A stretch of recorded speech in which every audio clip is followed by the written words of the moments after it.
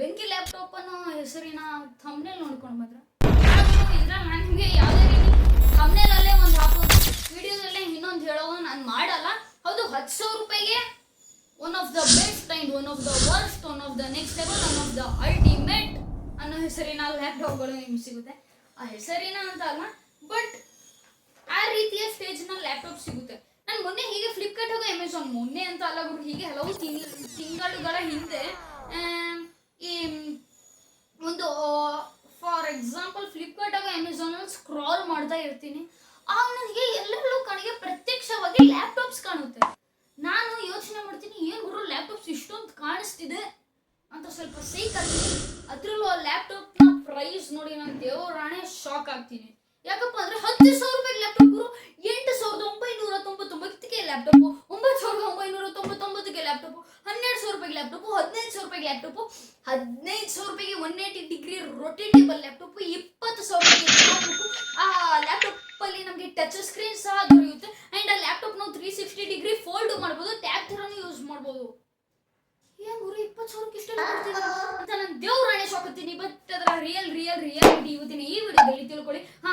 ನಾನು ಅನ್ಕೋತೀನಿ ಪರ್ಸ್ನಲಿ ಈ 10,000 ರೂಪಾಯಿಗೆ ಎಷ್ಟು ಲ್ಯಾಪ್ಟಾಪ್ಗಳು ಇವೆ ಅಲ್ವಾ, ಆಲ್ಮೋಸ್ಟ್ ಎಲ್ಲ ಲ್ಯಾಪ್ಟಾಪ್ಸ್ನ ನಾನು ಲಿಸ್ಟ್ ಮಾಡಿದ್ದೀನಿ.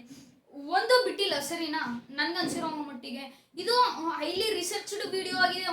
ಇನ್ನೊಂದು ಇದು ನಾನು ತುಂಬಾ ದಿವಸಗಳಿಂದ ಈ ಟಾಪಿಕ್ ಮೇಲೆ ಒಂದು ವಿಡಿಯೋ ಮಾಡಬೇಕು ಅನ್ಕೊಂಡು ಫೈನಲಿ ಇವತ್ತಿನ ಈ ದಿನದಲ್ಲಿ ಈ ವಿಡಿಯೋ ನಾನು ಮಾಡ್ತೀನಿ ಗುರು. ಮೊದಲನೇದಾಗಿ ಲ್ಯಾಪ್ಟಾಪ್ಸ್ಗಳ ಬಗ್ಗೆ ಹೇಳ್ಕೊಂಡು ಹೋಗ್ತೀನಿ ಕೇಳಿ.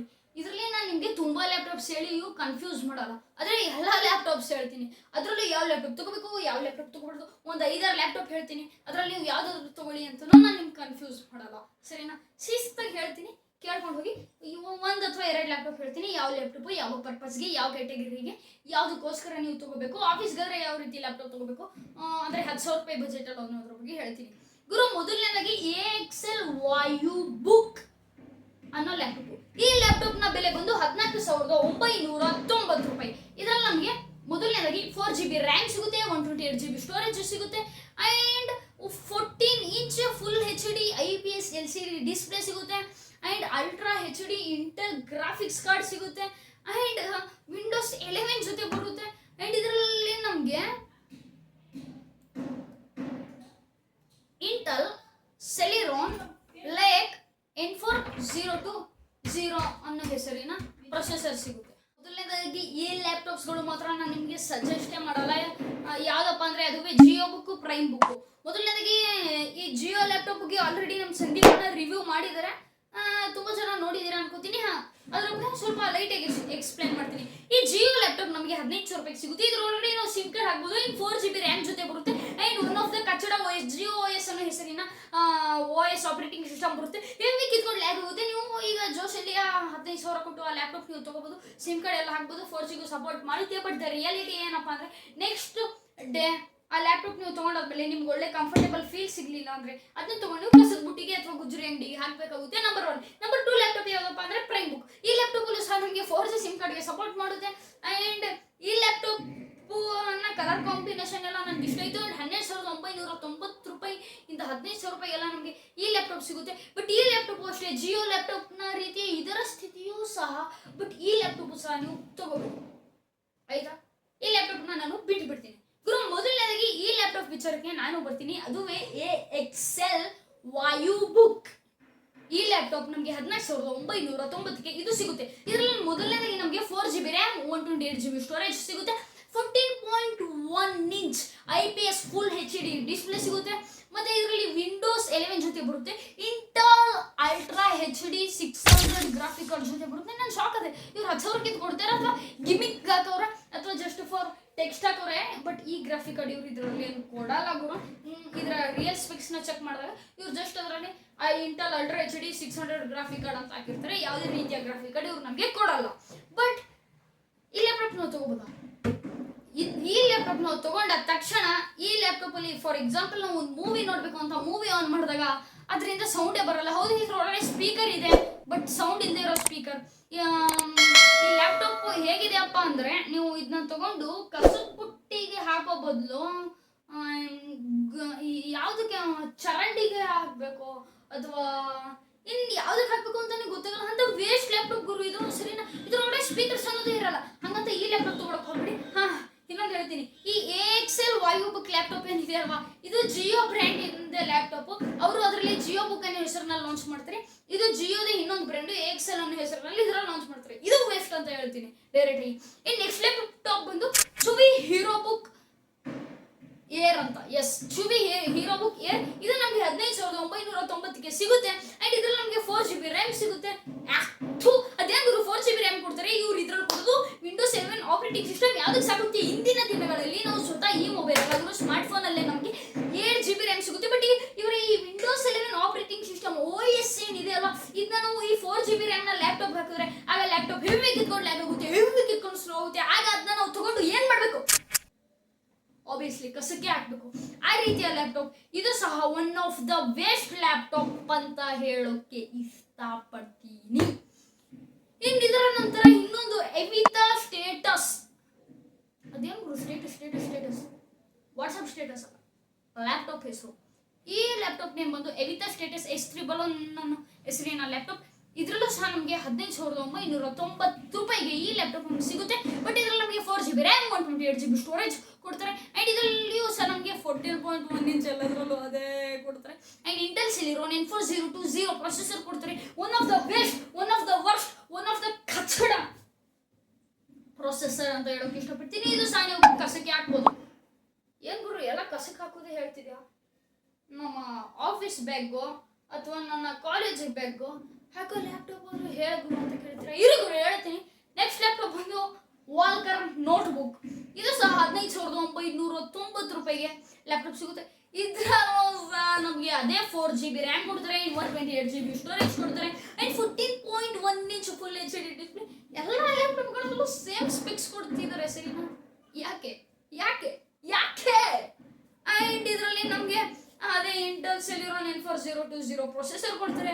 ಬಟ್ ಈ ವಾಲ್ಕರ್ ಲ್ಯಾಪ್ಟಾಪ್ ಅಲ್ಲಿ ನನ್ಗೆ ಇಷ್ಟ ಆಗಿದ್ದು ಈ ಬ್ರ್ಯಾಂಡ್ ನಲ್ಲಿ ಇರೋದು ಲ್ಯಾಪ್ಟಾಪ್ ಇದು ಒಂದೇನೆ. ಸರಿನಾ? ಇದು ಬಿಟ್ರೆ ಏನ್ ಯಾವುದು ಇಲ್ಲ.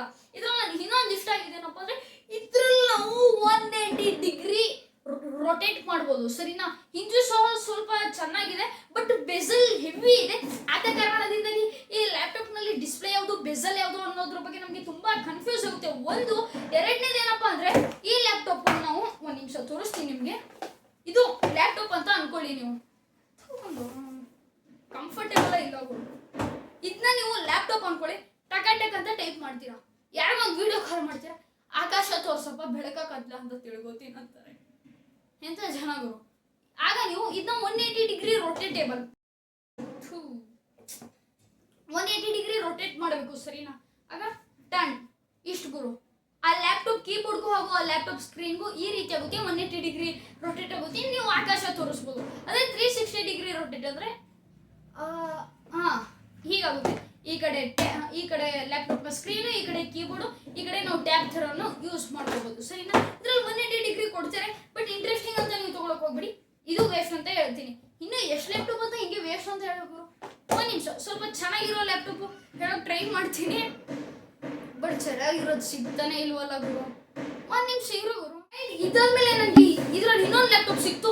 ಅಲ್ಟಿಮಸ್ ಫ್ಯೂಟೋಪಿಯಾ FUTHOPIA ಅಲ್ಟಿಮಸ್ ಫ್ಯೂಟೋಪಿಯಾ ಪ್ರೋ ಲ್ಯಾಪ್ಟಾಪ್ ನಮಗೆ ಕೇವಲ 9,990 ರೂಪಾಯಿಗೆ ಸಿಗುತ್ತೆ. ನಿಮ್ಮಲ್ಲಿ ತುಂಬಾ ಜನ ಅನ್ಕೊತಿರ್ಬೋದು, ಇಷ್ಟೊತ್ತಿಗೆ ನಮಗೆ 8,000 ಸಿಗುತ್ತೆ, 10,000 ಸಿಗುತ್ತೆ ಅಂತ ಹೇಳಿ ಎಲ್ಲ 14,000, 13,000, 12,000, 15,000 ಹೇಳಿದ್ರೆ ನಾವು ಹೆಂಗ್ ತಗೋಬೇಕು? ಅದು ಎಲ್ಲ ಕಸಿಗೆ ಹಾಕೋದು ಹೇಳ್ತೀನಲ್ಲ, ಒಂದು ಚೆನ್ನಾಗಿರೋದು ತೋರಿಸಲ್ಲ ಅಂತ ನೀವೇನಾದ್ರು ಅನ್ಕೋತಿದ್ರೆ ಇನ್ನು ಅನ್ಕೋಬೇಡಿ ಗುರು, ಹೇಳ್ತೀನಲ್ವಾ.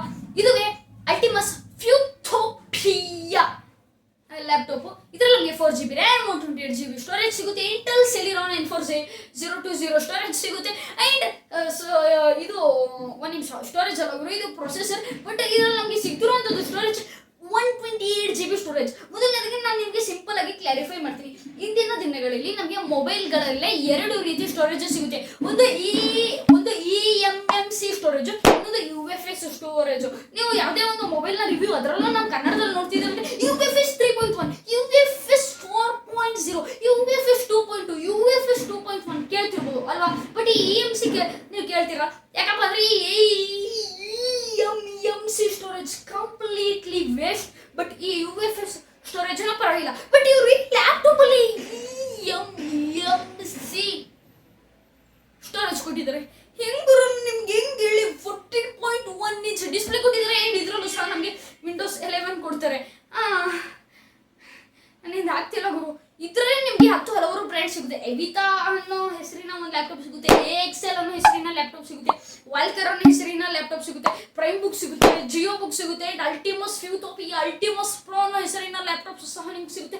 ಅಂಡ್ ಇನ್ನೊಂದು ಲ್ಯಾಪ್ಟಾಪ್ ಬ್ರ್ಯಾಂಡ್ ಹೇಳ್ತೀನಿ ಕೇಳಿ, ಐಬೋನ್ ಲ್ಯಾಪ್ಟಾಪ್. ಇದು 5 ರಿಂದ 6 ವರ್ಷ ನಮ್ಮ ಫ್ಲಿಪ್ಕಾರ್ಟ್ ಹಾಗೂ ಅಮೆಝಾನ್ ಮಾರ್ಕೆಟ್ ನಲ್ಲಿ ಹೆವಿ ಹವಾ ಮಾಡ್ತೀವಿ. ಯಾಕಪ್ಪ ಅಂದ್ರೆ ಈ ಲ್ಯಾಪ್ಟಾಪ್ ಕೊಡೋದು ನಮಗೆ 8 ರಿಂದ 8,000ದಿಂದ 10,000 ರೂಪಾಯಿಗೆ ಈ ಲ್ಯಾಪ್ಟಾಪ್ ತುಂಬಾ ಪಾಪ್ಯುಲರ್. ಬಟ್ ಈ ಲ್ಯಾಪ್ಟಾಪ್ ಪ್ಲೀಸ್ ದಯ ಮಾಡಿ ತಗೋಬೇಡಿ ಈ ಬ್ರ್ಯಾಂಡಿನ ಲ್ಯಾಪ್ಟಾಪ್. ಯಾಕಪ್ಪ ಅಂದ್ರೆ ಯಾವುದೇ ರೀತಿ ಟ್ರಸ್ಟೆಡ್ ಬ್ರ್ಯಾಂಡ್ ಅಂತೂ ಇದಲ್ಲ. ಇದು ಯಾವ ಬ್ರ್ಯಾಂಡ್ ಅಂತ ಸ್ವಲ್ಪ ನೀಟಾಗಿ ಹೇಳ್ತೀನಿ ಕೇಳಿ. ಮೊದಲನೇದಾಗಿ ಯಾರೋ ಒಬ್ಬ ಇಂಡಿಯನ್ ಸೆಲ್ಲರ್ ಇದನ್ನ ಶಿಸ್ತಾಗಿ ಚೈನಾದಿಂದ ಇಂಪೋರ್ಟ್ ಮಾಡಿಸ್ಕೊಂಡು ಅಲ್ಲಿ ಇದನ್ನ 10 ರೂಪಾಯಿಗೆ ತಗೊಂಡ್ರೆ ಇಲ್ಲಿ 20 ರೂಪಾಯಿಗೆ ಸೇಲ್ ಮಾಡಲ್ಲ, ಡೈರೆಕ್ಟ್ 100 ರೂಪಾಯಿಗೆ ಸೇಲ್ ಮಾಡ್ತಾರೆ. ಅಲ್ಲಿ ಅದೇ ಫಾರ್ ಎಕ್ಸಾಂಪಲ್ ಅಲ್ಲಿ 2 ರಿಂದ 3 ಸಾವಿರ. ಯಾಕಪ್ಪ ಅಂದ್ರೆ ಚೀನಾದಲ್ಲೇ ಎಲ್ಲಾನು ಮ್ಯಾನುಫ್ಯಾಕ್ಚರ್ ಆಗೋ ಕಾರಣದಿಂದ. ಬಟ್ ಅದು ನಮ್ಮ ಇಂಡಿಯಾಗೆ ಬಂದಾಗ 10,000 ನಮ್ಗೆ ಅದೇ ಚೀಪೆಸ್ಟ್ ಅನ್ಸುತ್ತೆ, ನಾವು ತೋತೀವಿ. ಬಟ್ ತಗೊಂಡು ಆದ್ಮೇಲೆ ಯಾವ ಕಸದ ಬುಟ್ಟಿಗೆ ಹಾಕ್ಲಿ, ಹಸಿ ಕಸಕ್ಕೆ ಹಾಕ್ಲಾ, ಒಣ ಕಸಕ್ಕೆ ಹಾಕ್ಲಾ ಅನ್ನೋ ಕನ್ಫ್ಯೂಷನ್ ಅಲ್ಲಿ ಇರ್ತೀವಿ. ಅದೇ ಕಾರಣದಿಂದಾಗಿ ಪ್ಲೀಸ್ ನೀವು ಈ 10,000 ರೂಪಾಯಿ ಒಳಗಡೆ ಒಂದು ಒಳ್ಳೆ ಲ್ಯಾಪ್ಟಾಪ್ ಹುಡುಕ್ತಿದ್ದೀರ ಅಂದ್ರೆ ನಿಮ್ಗೆ ಸಿಗೋದೇ ಇಲ್ಲ. ಸಿಗುತ್ತೆ ಗುರು, ತುಂಬಾ ಲ್ಯಾಪ್ಟಾಪ್ ಚೆನ್ನಾಗಿರೋ ಲ್ಯಾಪ್ಟಾಪ್ ಸಿಗೋಲ್ಲ ಗುರು, ಸರಿನಾ? 15,000ಕ್ಕೂ ನಾನು ನಿಮ್ಗೆ ಹೇಳಿದೀನಿ. ಇನ್ನು 20,000 ಲ್ಯಾಪ್ಟಾಪ್ ಇದೊಂದು ಹೇಳ್ತೀನಿ ಕೇಳಿ. 20,000ದ ಲ್ಯಾಪ್ಟಾಪ್ಗಳ ಬಗ್ಗೆ ಆಲ್ರೆಡಿ ವಿಡಿಯೋ ಮಾಡಿದ್ದೀನಿ. ಆ ವಿಡಿಯೋದಲ್ಲಿ ನಾನು ಈ ವಿಡಿಯೋ ತರ ಆ ಲ್ಯಾಪ್ಟಾಪ್ ತಗೊಬಿಡಿ, ಈ ಲ್ಯಾಪ್ಟಾಪ್ ತಗೊಳ್ಳಿ ಬಿಡಿ, ಆ ಲ್ಯಾಪ್ಟಾಪ್ ಕಸಕ್ಕೆ ಹಾಕಿ, ಈ ಲ್ಯಾಪ್ಟಾಪ್ ಕಸಕ್ಕೆ ಹಾಕಿ ಅಂತ ಹೇಳಲ್ಲ. But on the honest review ಅದ್ರಲ್ಲಿ ನಾನು ನಿಮಗೆ ಇನ್ನೂ ಚೆನ್ನಾಗಿರೋ ಲ್ಯಾಪ್ಟಾಪ್ಸ್ನ ಹೇಳಿದ್ದೀನಿ. ಇನ್ನು ಆ 20,000 ರೂಪಾಯಿ ಬಜೆಟ್ನಲ್ಲಿ ಒಂದು ಒಳ್ಳೆ ಲ್ಯಾಪ್ಟಾಪ್ಸ್ನ ನೀವು ತಗೊಳ್ಳಿ. ಈ 10,000 ರೂಪಾಯಿ ಬಜೆಟ್ನ ಲ್ಯಾಪ್ಟಾಪ್ಸ್ಗೆ ಯಾಕೆ ಗೊತ್ತಿಲ್ಲ ಇರಿ, ಇದರಲ್ಲಿ ನಿಮ್ಗೆ ಇನ್ನೊಂದು 20,000 ರೂಪಾಯಿ ಬಜೆಟಿನ ಲ್ಯಾಪ್ಟಾಪ್ ಹೇಳ್ತೀನಿ. HP ಕ್ರೋಮ್ಬುಕ್. ಎಲ್ಲೆಲ್ಲೂ ಕ್ರೋಮ್ಬುಕ್ ಹೆಸರಿನ ಲ್ಯಾಪ್ಟಾಪ್ಸ್ ನೀವು ಏನಪ್ಪ ಈ ಫ್ಲಿಪ್ಕಾರ್ಟ್ ಹಾಗೂ ಅಮೆಝಾನ್ ಕಾಮರ್ಸ್ ವೆಬ್ಸೈಟ್ಸ್ಗಳಂತೂ ನೀವು ನೋಡೇ ಇರ್ತೀರಾ. ಯಾಕಪ್ಪ ಅಂದ್ರೆ ಇದು ಅಂತಹ ವರ್ಸ್ಟ್ ಲ್ಯಾಪ್ಟಾಪ್ ಆಗಿರುತ್ತೆ. ಹಾಗೂ ಕ್ರೋಮ್ಬುಕ್ ಇದ್ರಲ್ಲಿ ನಮಗೆ ಕ್ರೋಮ್ಬುಕ್ ಮೊದಲಿಗೆ 9,000ಕ್ಕೆ ಸಿಗ್ತಿತ್ತು. ಈಗ ನಮ್ಗೆ ಈ HP ಕ್ರೋಮ್ಬುಕ್ ಅನ್ನೋದು ನಮಗೆ ಫಾರ್ ಎಕ್ಸಾಂಪಲ್ ಒಂದು 10 ರಿಂದ 12,000 ರೂಪಾಯಿ ಬಜೆಟ್ ಇಂದ 20 ರಿಂದ 25, 30, 35,000 ರೂಪಾಯಿವರೆಗೂ ಸಹ ಈ HP ಕ್ರೋಮ್ಬುಕ್ ಲ್ಯಾಪ್ಟಾಪ್ ಸಿಗುತ್ತೆ. ಮೊದಲನೇದಾಗಿ ಈ HP ಕ್ರೋಮ್ಬುಕ್ ಅಲ್ಲಿ ಒಂದು ಫೀಚರ್ ಹೇಳ್ತೀನಿ ಕೇಳಿ. ಇದ್ರಲ್ಲಿ ನಮಗೆ ಕ್ರೋಮ್ OS ಕೊಡ್ತಾರೆ. ಈಗ ಜಿಯೋ ಲ್ಯಾಪ್ಟಾಪ್ ಅಲ್ಲಿ ನಮಗೆ ಜಿಯೋ OS ಕೊಡ್ತಾರಲ್ವಾ, ಹಂಗೆ ಇದ್ರಲ್ಲಿ ನಮಗೆ ಕ್ರೋಮ್ OS ಕೊಡ್ತಾರೆ. ಫಾರ್ ಎಕ್ಸಾಂಪಲ್ ಈಗ ನಾನು ಇಷ್ಟೊತ್ತು ನಿಮ್ಗೆ ಹೇಳಿರೋ ಈ 10,000 ರೂಪಾಯಿ ಲ್ಯಾಪ್ಟಾಪ್ ಅಲ್ಲಿ ನಮಗೆ ವಿಂಡೋಸ್ OS ಸಿಗುತ್ತೆ. ಬಟ್ ಇವ್ರು ನಮಗೆ ಆ ವಿಂಡೋಸ್ OS ಗಿಂತ ಕೆಳಮಟ್ಟದ OS. ಆದ್ರೆ ಈಗ ನಾವು ಫಾರ್ ಎಕ್ಸಾಂಪಲ್ ಒಂದು 6,000 ರೂಪಾಯಿ ಬೆಂಕಿ ಮೊಬೈಲ್ ತಗೊಂಡು ಹೆಂಗೋ ನೆಟ್ಟಿಗೆ ಮೆಲ್ಲಗೆ ನೆಮ್ಮದಿಯಿಂದ ಯೂಸ್ ಮಾಡ್ಬೋದು. ಬಟ್ ಈ 20,000 ರೂಪಾಯಿನ ಈ ಲ್ಯಾಪ್ಟಾಪ್ನ ನಾವು ಯೂಸ್ ಮಾಡೋಕ್ಕಾಗಲ್ಲ. ಯಾಕಪ್ಪ ಅಂದ್ರೆ ಆ ಲ್ಯಾಪ್ಟಾಪ್ ನಮಗೆ 360 ಡಿಗ್ರಿ ರೊಟೇಟಬಲ್ ಮತ್ತೆ ಟಚ್ ಸ್ಕ್ರೀನ್ ಜೊತೆ ಬರುತ್ತೆ. ಅದು 15,000 ರೂಪಾಯಿಂದ 20,000 ರೂಪಾಯಿಗೆ ಪ್ರೈಸ್ ತುಂಬಾ ವೇರಿ ಆಗ್ತಾ ಇರುತ್ತೆ. ಆದ ಕಾರಣದಿಂದಾಗಿ ಈ ಕ್ರೋಮ್ OS ಅಂದ್ರೆ ಹೆಂಗ್ ಗೊತ್ತಾ, ನೀವು ಮಾಮೂಲಿ ಮೊಬೈಲ್ ಯೂಸ್ ಮಾಡ್ತೀರಲ್ಲ ಹಂಗೆ ಲ್ಯಾಪ್ಟಾಪ್ ಯೂಸ್ ಮಾಡಬಹುದು. ಕೀಬೋರ್ಡ್ ಮೌಸ್ ಅಲ್ಲಿ ಅದರಲ್ಲಿ ಇವರು ಕೀಬೋರ್ಡ್ ಮೌಸಿನ ಈ ಕೀಬೋರ್ಡ್ ಮತ್ತೆ ಟ್ರ್ಯಾಕ್ ಪ್ಯಾಡ್ ನ ಸೈಜ್ ಎಷ್ಟು ಚಿಕ್ಕದಾಗಿ ಕೊಟ್ಟಿದ್ದಾರೆ ಅಂದ್ರೆ ನಮ್ಮ ಈ ಒಂದು ಬೆರಳನ್ನ ಉಚ್ಚಿ ತೆಗಿಬೇಕು. ಯಾಕಂದ್ರೆ ನಮ್ಮ ಕಂಪ್ಲೀಟ್ ಕೈ ಈ ಟ್ರ್ಯಾಕ್ ಪ್ಯಾಡ್ ಒಳಗಡೆ ಹಿಡಿಸುವುದಿಲ್ಲ, ಸರಿನಾ? ಅಂಡ್ ಕೀಬೋರ್ಡ್ ಅಲ್ಲೂ ನಮ್ಗೆ ಅಷ್ಟೊಂದು ಕಂಫರ್ಟೇಬಲ್ ಸಿಗಲ್ಲ. ನಿಮ್ಮಲ್ಲಿ ತುಂಬಾ ಜನ ಅನ್ಕೋತಿರ್ಬೋದು ಹುಡುಗರು ನಾವು ಎಕ್ಸ್ಟರ್ನಲ್ ಕೀಬೋರ್ಡ್ ಮೌಸ್ ನ ನಾವು ಯೂಸ್ ಮಾಡ್ಕೋತೀವಿ ಅಂತ. ಯೂಸ್ ಮಾಡ್ಕೊಳ್ಳಿ, ಬೇಡ ಅಂತ ಹೇಳು. ಬಟ್ ಈ ಲ್ಯಾಪ್ಟಾಪ್ ಮಾತ್ರ ತಗೋಬೇಡಿ. 20,000 ರೂಪಾಯಿಗೆ ಮಾತ್ರ ಸ್ವಲ್ಪ ನೆಕ್ಸ್ಟ್ ಲೆವೆಲ್ ಲ್ಯಾಪ್ಟಾಪ್ ಸೀರಿಯಸ್ಲಿ ಆ ವಿಡಿಯೋದಲ್ಲಿ ಹೇಳಿದ್ದೀನಿ. ಪರ್ಸನಲಿ ಆ ವಿಡಿಯೋದಲ್ಲಿ ನಾನು ಹೇಳಿರುವ ಒಂದು ಲ್ಯಾಪ್ಟಾಪ್ ಸಹ ನಾನು ತಗೋತೀನಿ. ಶೀಘ್ರದಲ್ಲೇ ಆ ವಿಡಿಯೋ ನೋಡಿ. ಇಲ್ಲಿ ಸ್ಕ್ರೀನ್ ಮೇಲೆ ಬರ್ತೇನೆ ನೋಡಿ. ಸಿಗೋಣ ಮುಂದಿನ ವಿಡಿಯೋ.